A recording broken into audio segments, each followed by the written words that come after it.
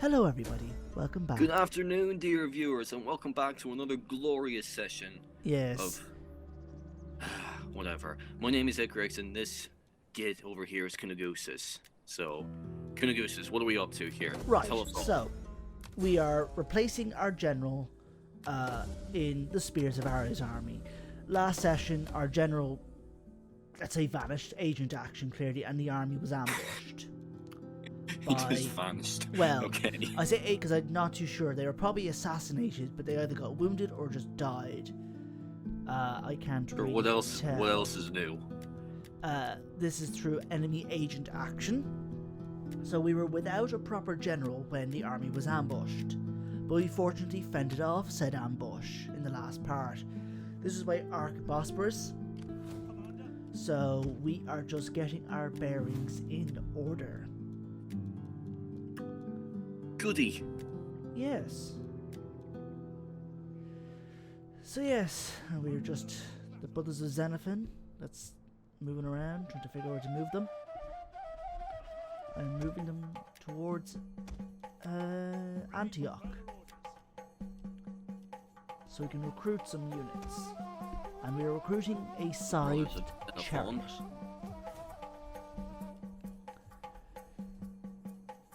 So yes, here we got now from Archbosporus, Helene's faithful.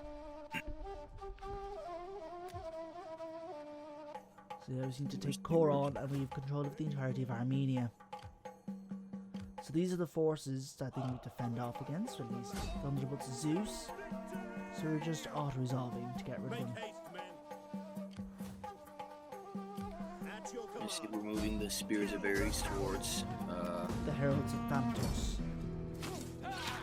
we go for a quick and easy defeat there. Nice, auto-resolve, no casualties. The army's gained a rank. We hunger for battle. Ready for battle. So here we're getting closer to the release of that new update. Isn't that right? From Warhammer, is it? Warhammer 3? Warhammer Oh. 3, yeah. Nice you spoke of it, because we got the trailer for Thrones of Decay, like, last week. What are your thoughts? Well, the trailer's pretty hype. I've watched it a few times. The music is Obviously. killer. So the trailer's hype. They've showcased the content for Nurgle, which is Tamar Khan, the legendary lord for Nurgle. He's this maggot, kind of grotesque giant maggot that inhabits. It takes over certain bodies whenever they try to kill him. And So he's like a parasite then. Kind of, but the way that the game is doing is that he's just in the body of an ogre tyrant, and that's it. He's not changing bodies. So he'll just be in the body of this ogre tyrant. And he'll be mounted on Bubalos, I think it's called. Like a giant like toad dragon or something. So yeah. Engine mechanics, and they've shown some promising reworks for Nurgle, and they apparently will say that the Dwarf and Empire reworks will be very substantive also. For a change. So it looks very promising. And yeah, so our legendary lord for the Empire is Elspeth von Draken. An Amethyst wizard, basically she casts the Lore of Death. And the legendary hero is a guy called Theodore Bruckner, who's like a particularly powerful knight. And for the dwarfs, we're getting Malachi Macason, a kind of engineer slayer, a dwarven engineer who apparently had his inventions blow up in his face, causing him to get a lot of shame. So to redeem himself, he apparently took the Slayer Oath, meaning he became a slayer, which are kind of like really hardcore dwarfs. He's still an engineer though, so yeah. And the legendary hero is like, I think he's meant to be I think his name is Galagrim Iron Fist. He's meant to be the son of a significant dwarven character called Ungrim Iron Fist. I don't know much about the dwarfs, that's as far as I can say. And we're getting a free LC legendary lord. This is Epidemius, Nurgle's Tallyman. We haven't seen much from him yet, but yeah, so that's the gist of it, and lots of pretty nifty new units. So that's where we're at. It's coming, I think, the 30th of April, so it's about 15 days from now. Not too long of a wait then. Yeah. In other gaming news, Manor Lords has released, Manor Lords has given content creators early access to the game, so they've been releasing videos on it. The game will come out in like 2 weeks' time also. Seen these videos yet? I've been watching the videos. What are your thoughts? Looks to be a very promising game. It's a city builder, but it's going to have battles that are Total War-esque. But Just not exactly the same. Not exactly the same, but it's also not the primary focus of the game. It's primarily a city builder. Oh, so you're more or less just building fortifications and making sure everything runs smoothly, is it? Well, you're just building a village or a city. So kind of like medieval Sims then. Kind of. It's like any other city build in a sense, like Dawn of Man or Ostriv or whatever, those types, where you got people, you're trying to build up a settlement from scratch. But You're building up a town, a village from scratch, or the game Yeah. from scratch? a town. The point of the Okay. game in city build is that you're building up a settlement from scratch. Oh, okay. It's just that it has But it is kind of. But if you think about it, it is kind of like the Sims though. Sims is all about managing the town, making sure everything runs smoothly and everything like that. It sounds a lot like Sims. it's a city builder, so perhaps a little similar, but it's its own genre of city building games. I'm not complaining about that. I don't see yeah. that negative or anything like that. Oh, yeah. I'm just pointing out the similarities. Oh yeah, That's all. but so it's a city builder, but it has like, it means that when you're dealing with say bandits or clashing with rivals, towns, cities, whatever, it's Total War like. Do you still engage in battles in Yeah, this? like you're if that's the mustering case? units, so these are from your population. You're levying parts of your population to fight as an armed force, as a levy to fight against enemies, and yeah, looks to be quite interesting and fun. When's it set to release? Like 2 weeks' time in early access. Ah. Oh no. No word yet on the full beta. No word yet on the full beta version. Well, that is basically a beta. Early access is like a beta. Oh, sorry, the alpha. My bad. I got them mixed up. No word yet on the full alpha version. Alpha yet. is before the beta. Jesus Christ.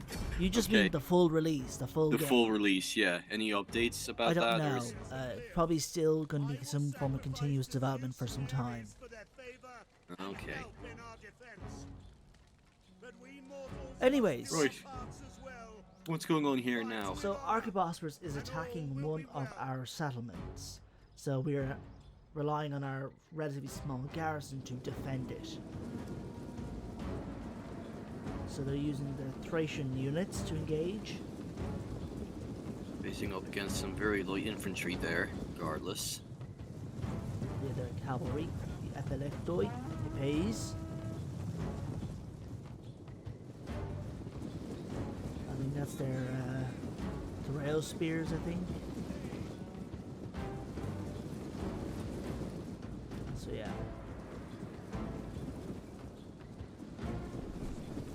So let's see how this goes. So they have a lot of spearmen. They're kind of equivalent to Threo spears and Topio, I think they're called. They've got cavalry moving.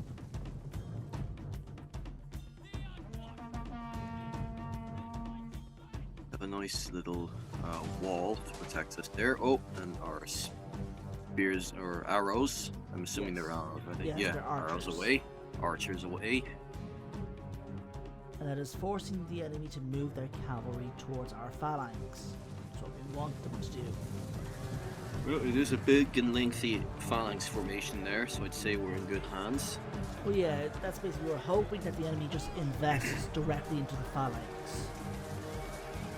So we can anvil them in place, so we can hit them with our hammer, which is basically just our, like, cheap citizens, which are not very effective, but they can at least cause morale shock. Oh, we got a good few casualties there. That's a good sign. Yeah, if the general dies, that makes it easier.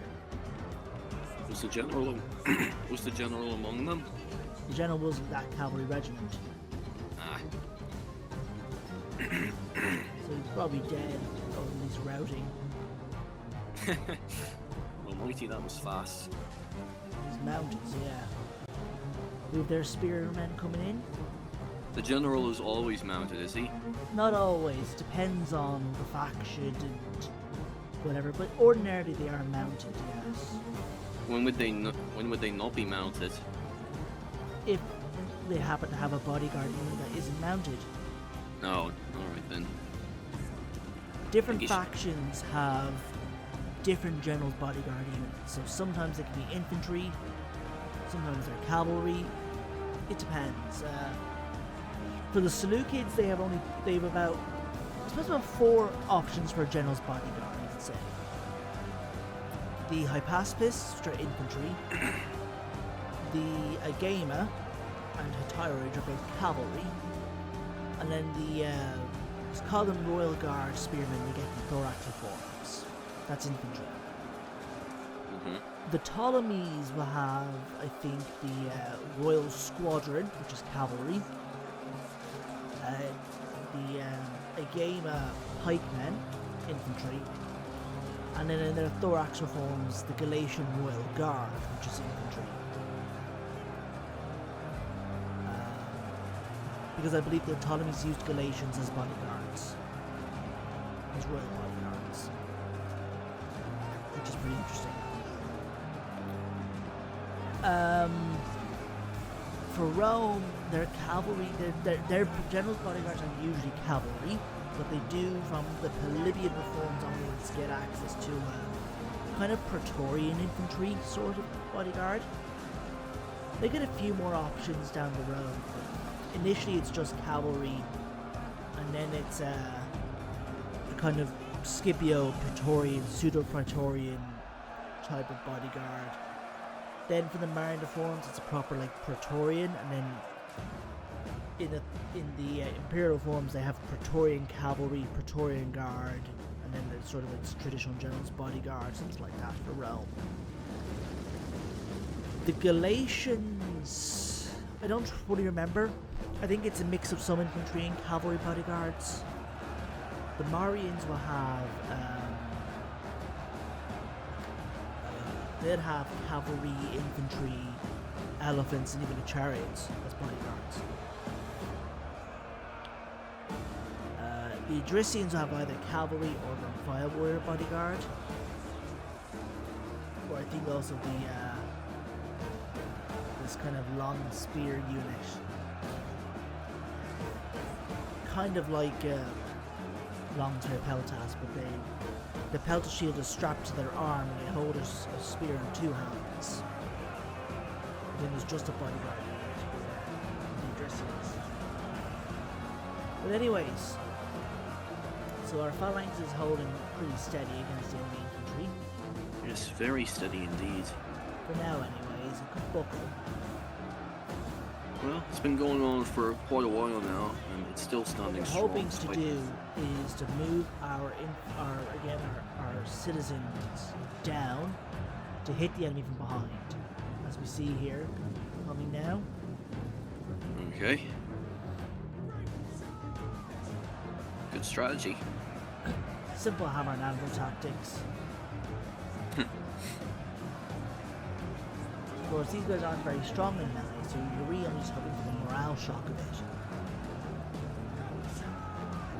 Well, battle's only been going on for a few minutes, although their general is already gone, so that might That would help. The general being gone would help. Yeah, so that might help things out a little bit. But still, it's not a guaranteed chance to win. Some enemies are routing. And then it's the Thracian footmen. Oh, they're already shitting themselves. Well, then those are some of the weaker units, the Thracian footmen. Ah. Weaker than the citizens. Well, no, just generally weaker, but they'll be better than the citizens. Oh, okay. I got confused there. I'd say their deadliest infantry would probably be their trail spears.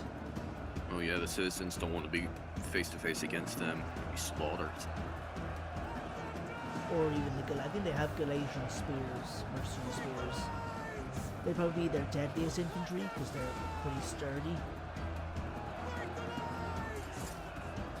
Well, let's Yeah, just hope they don't come. Let's just hope they don't come face to face.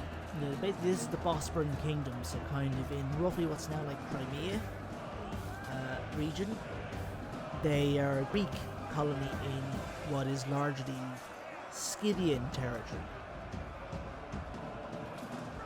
So that's where they're Greeks, but they have some Scythian style troops like horse archers and all that. But they also seem to have Thracians around, so they can recruit Thracians. Gideon, you mean? The Bosporan Kingdom. Ah, right. Well, they're Okay. based in kind of Scythian sort of territory. They get access to Thracian units. Must be very handy. They can be a little bit handy. Peltasts, their footmen are very strong in fairness. The Vampire Warriors, which are quite strong. What are they skilled at in particular? Thracians, Yeah. they're skirmishing with their Peltasts and armor piercing with their Sikas or Ramphayas. Ah, so they're a great offense. Yeah, pretty solid offense. That's how the Thracians are.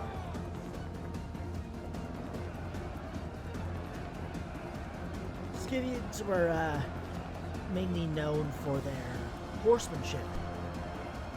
They were nomadic, so they were skilled horsemen and particularly good at horse archery.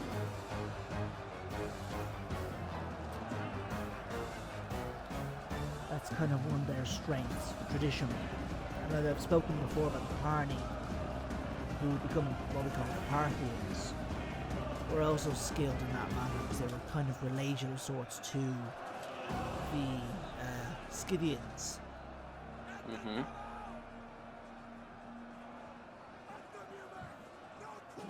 But yes, I've, as I said, we were talking earlier, I've been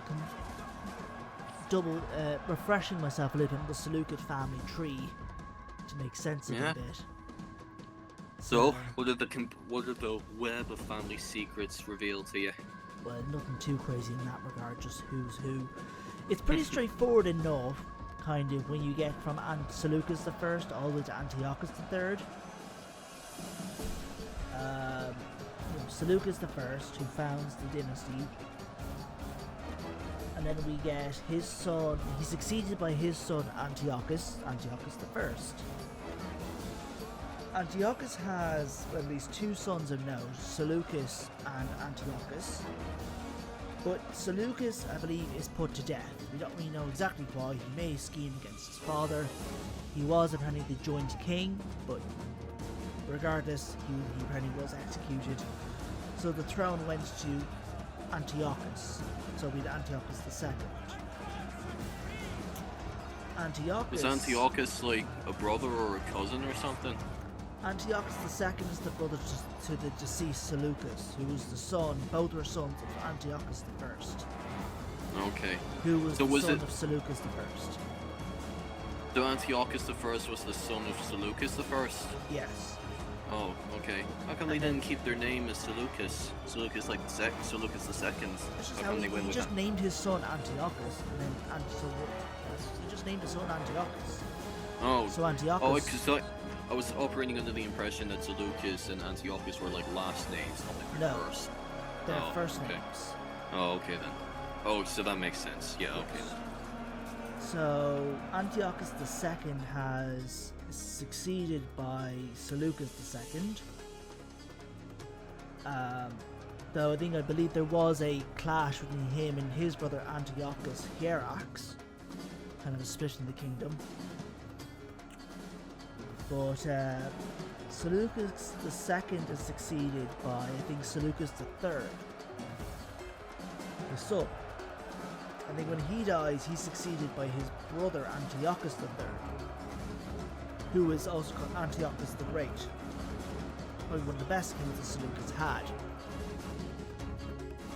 Who brought it to its greatest territorial extent, the borders. And it is under his reign that we see cataphracts in the Seleucid army. He's the king that presided over the battles of Raphia, that I talked about before, as well as Magnesia and Thermopylae, which were battles against Rome. But Antiochus III dies. I'll just grab D.O.N.G Granger's Fall of the Seleucids, the family tree on that one. So Antiochus III has a few children. Notably, he's I think succeeded by Seleucus IV. He did have, I think, a crown prince called Antiochus, but I think he dies. So he has Seleucus IV, and then Seleucus dies. I think he had a son named Antiochus, and his Seleucus's brother Mithridates, I think, was meant to be the one to look after the young Antiochus, but he eventually, I think, kills him and becomes king himself, and styles himself as Antiochus IV. Antiochus IV spent some of his early days in Rome, following, I think, the Treaty of Apamea between Rome and the Seleucids. A fun fact, though, is that Antiochus IV's sister was Cleopatra. Really now? Now, not the Cleopatra you're probably thinking of, Oh, but different. she marries Ptolemy V, and I think she's the one that begins the line of Cleopatras in the Ptolemaic dynasty. So this is like the very first Cleopatra. The first Cleopatra of the Ptolemaic dynasty was a Seleucid princess. Okay. So she begins the line of Cleopatras, which would culminate in, of course, Cleopatra VII Philopator. Mm-hmm. So Antiochus IV, he's the king I didn't do my thesis on him, but it was during his reign that I wrote my thesis about. The Daphne Parade occurred in his reign. I believe it is Antiochus IV that has that little matter with the Romans called the Day of Eleusis. So the Ptolemaic king at the time, could have been Ptolemy VI, I'm not too sure, maybe it was the 5th, I think tried to start a sudden war against the Seleucids, and it kind of backfires because Antiochus IV is basically, I think, is besieging Alexandria, which is the capital of the Ptolemies. It leads to that. So Ptolemy calls on the Romans for help. The Roman delegation arrives, and they essentially they kind of give their terms to the king, saying, back off Ptolemy, back off Alexandria. And the king, Antiochus, says, I want to consult with my Pheloi, friends, companions, and before we make any decisions. To which I believe the Roman delegate draws a circle around the king and says, you make your decision here and now, or else it's war with Rome. And what did he end up doing? He made the decision to back off. Sounds like a smart enough move. Well, yeah, you see, the Seleucids, as I say, had fought Rome before at this point, and they lost. So yeah, it was probably a smart choice there. Couldn't take the risk. Yes, that's the Day of Eleusis, it's called, yes. To comment on this battle now, it looks like things are going well. It was a bit of a struggle. One of our units routed, a few of them probably routed, but our phalanx held firm Overall, and it did steady. manage to hold. Yeah, I had a feeling it would. So it's breaking up now so we can just chase down some of the enemies. That's it, you little feckers. Run for the hills, where you belong. Oh, we have a bit of a massacre down there. Uh-huh.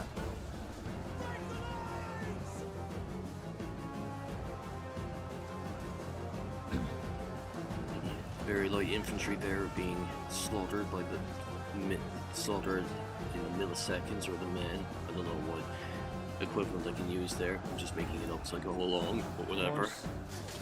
Yeah, so that Oh. was our defense. Went pretty Close well. victory. Alright, I wouldn't necessarily say it was close, I'd say it was a Still could have been pretty close. glorious So victory. it was our whatever. Samosata that was attacked.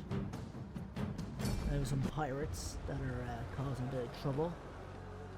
But we hold them off, fend them off. Well, that's very good to hear. They tried to attack Antioch. Will you not give There. our people a little gold? Well, of course we reject their offer. Why wouldn't we? Okay. Some nice diplomacy. Very, very nice diplomacy there. Well, not always. Some of those weren't so great, but still, overall, pretty good. And good diplomatic missions. Overall.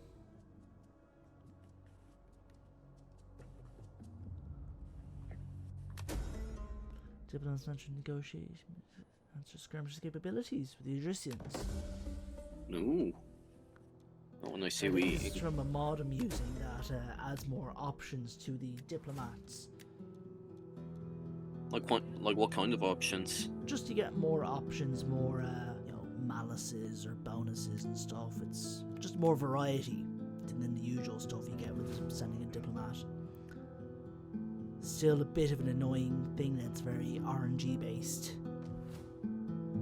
Bit too much than it should be. But It is what it is, I suppose. That's just the way it was designed by CEMN. I don't think modders can do much. It is what it is, I suppose. Speaking of modding, though, Benjamin's been making some interesting progress regarding, I think, terrain modification and map modding and stuff. Yeah? I think he's trying Like to what create kind? I think he's trying to develop some new battlefield maps, even new Oh. new forts. I To don't make know. the fort battles more interesting. That'd be a nice bit of variety there. So he's currently working on doing some early stage testing. It's pretty interesting to see. He's been posting in DEI Discord about it. He's a fairly prominent modder. Did he share any ideas as to what they could potentially involve? Well, a lot of the idea I think is trying to just implement some new terrains, new maps. You know, just kind of, I think, enlargement from what I gathered, like battlefield map modding. But it might also help fix some problems of let's call it broken settlements. Alright. There are some locations that are missing battle maps, and this causes the game to crash. Ouch. A notable example is, I think, Kenabum in Gallia. If you try to have a battle in and around that area, the game will crash. I find it kind of strange that the game would crash simply because of the location you're in, actually. Unless it was, like, not coded properly, I in which think case it's it'd not be... coded properly, so there's no map assigned to it, as far as I understand. So it crashes when you try to fight a battle there. Or why doesn't he just take it out altogether, unless he can't? And you can't really affect the map. So the idea is, it's because that's the case, the idea is to try and see, can they maybe add a settlement there to some of these places, add a location, add a map. Okay. It's been Let's switch to the- tricky to do. Sometimes what the DEI devs have done for some of these things is to trick the game into loading a totally different map.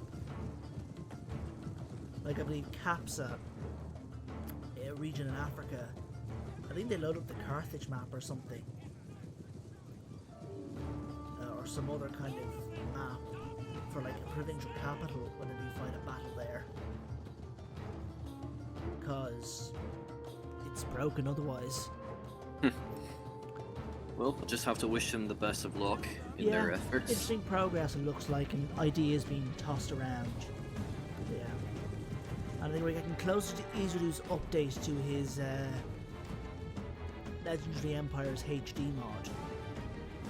Yeah? He meant to Any have it out info about last that? week, but he's I think he's still doing some last minute adjustments. Is there any info about the Legendary Heroes mod? It's not Legendary Heroes, it's called Legendary Empires. It's a Legendary HD reskin Empire, mod. sorry. Like, at the moment, what we're seeing here is through a mod called Hellenic HD. It's just a revamped version of that mod, under a different name. It just simply reskins the units to look nicer, Nicer, okay. with better assets, more variety, that sort of thing. Okay. Any hints of more accurate looking skins in there too? I think Or- he tries at least to incorporate. He's done in some interesting helmets. Using coinage sources, he's developed a couple of interesting cavalry helmets, like with little horns on them and stuff. But that's about the extent of it. Well, that's what I can say. Some nice shield designs. A lot of it is aesthetic purposes, but it's trying to be generally historical. Of course, not complete fantasy, but a lot of it will be also just what looks like it can match the theme. But anyway, so we have our battle against the Archibosporus. Against something related to Zeus, I believe. The The Thunderbolts army of that had Zeus? Zeus in the name. I can't remember the full name, sorry. The Thunderbolts of Zeus or something like that. The Thunderbolts of Zeus, yeah, that's right. So we're trying to maneuver our army to appropriately match the enemy. Seems more like we're running in circles there. Seems very disorganized. Yeah, I know it's probably not the case, but that's just how it looks. I think it's because we're fighting two armies, a smaller army and then a reinforcing larger army. And it's that we were positioned in one way, but then the reinforcing army is coming from a bit of an awkward position, so we have to try and suddenly adjust our position to match them, which isn't always very easy. But yes, Well, we do have a few phalanx formations there, we so don't have hopefully. any phalanx. Oh, and what's that big wall down there? Just infantry. Infantry. Like, I Okay, don't that's. think we have a phalanx in this army. Oh, okay. It looked like a phalanx. My bad. See their Bosporan horse archers firing at us, but they're being hit by slingshot. Good old handy slingshots. Well, even if it isn't a phalanx, we have a nice wall there to at least give us a little bit of defense. So, Well, the idea of this army is to be more offensive than defensive, then why are they just standing there? waiting for the enemy, Okay. so they can get close and we can charge. Alright.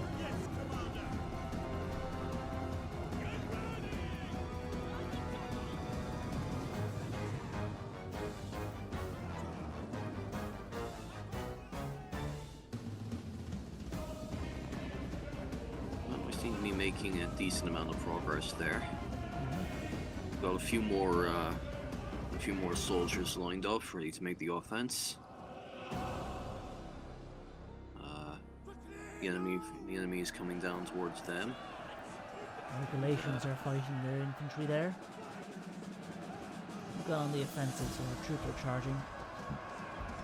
Does the enemy have a general that we can try to take down? Or is They there obviously no have general? generals, all armies are led by a general. Oh, okay. I just haven't seen the flag yet. Well, because we've had the UI turned off at times Oh, okay. to have a more cinematic looking battle. Yeah, that makes sense. You press K and you can turn off the UI. Oh, okay.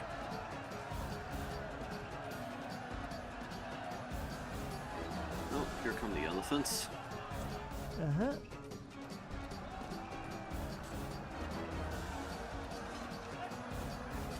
Regulations.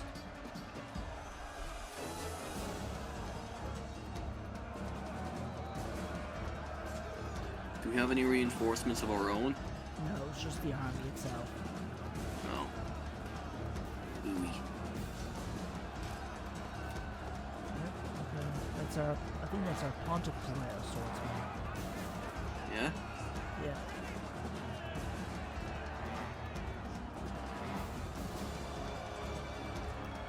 It's Galatians versus Galatians. I think? No, it's not actually. It's Galatians No? fighting Greek, the Greek militia.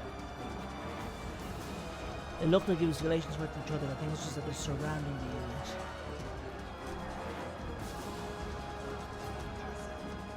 Yeah, it's going well. Like Very well, Thracian actually. cavalry lying around. And their chariots are moving.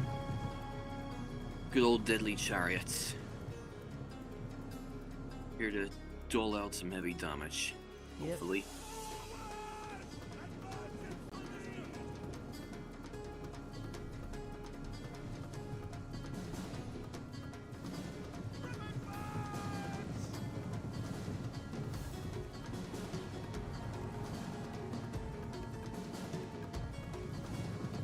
Oh, they're spurting out now. Not enough to get the whole force, but still enough to dole out some heavy damage there. Oh, yeah, they're just chasing down these guys, basically. Like fear into their hearts. I'm trying to have them keep moving around.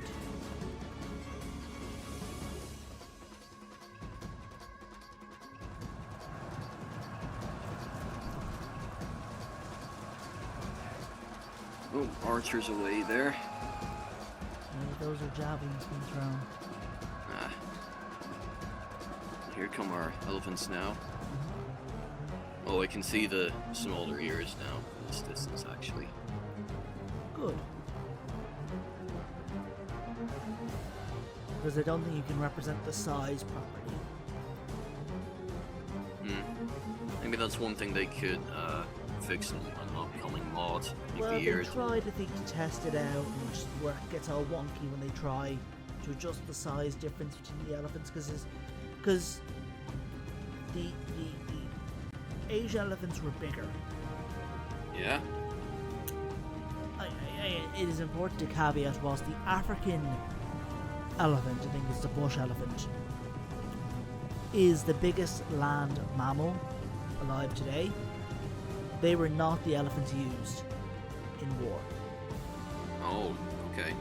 It was a smaller variety of African elephant that was used. I think the Fars elephant or something like that, or possibly other similarly small species. So these were smaller than the Asian elephants, therefore. So that meant at, say, the Battle of Raphia, it was the Asian elephants, the Seleucids were the bigger ones, the scarier ones, if you will. At least they seemed to scare somewhat the African elephants,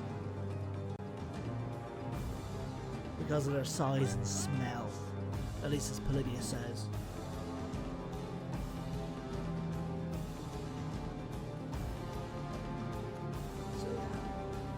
So we won the battle, we're just chasing down the enemy stragglers. Need to break the morale even further. Well, the morale's already broken, I'm just trying to pick them off.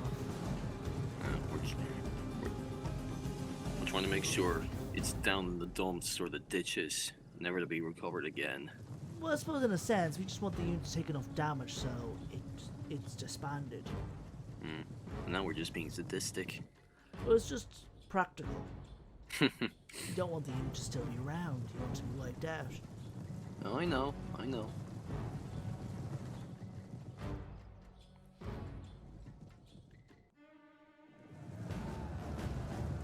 Yeah, we have our ghetto Thracians now.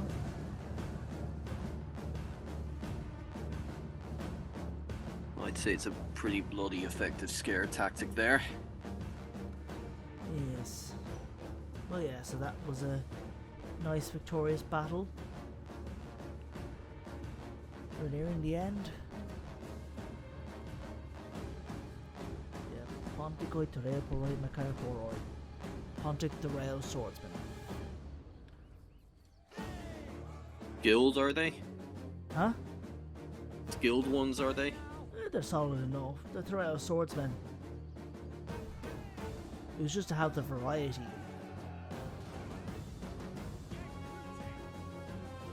Everyone's just standing still now. They know they don't have to do anything.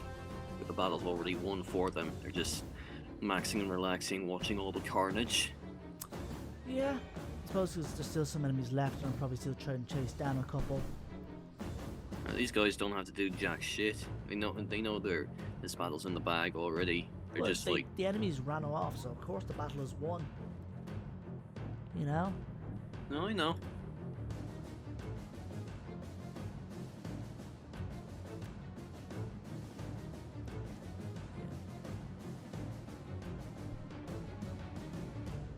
Yeah.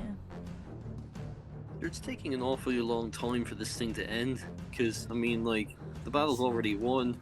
You Yeah, know? I guess it's because there's still enemies left in the field running away, so yeah, the timer isn't gonna. But we're done now. Ah. And that is us trying to take Coron. Ah. We cannot do that. And that is the end. Right.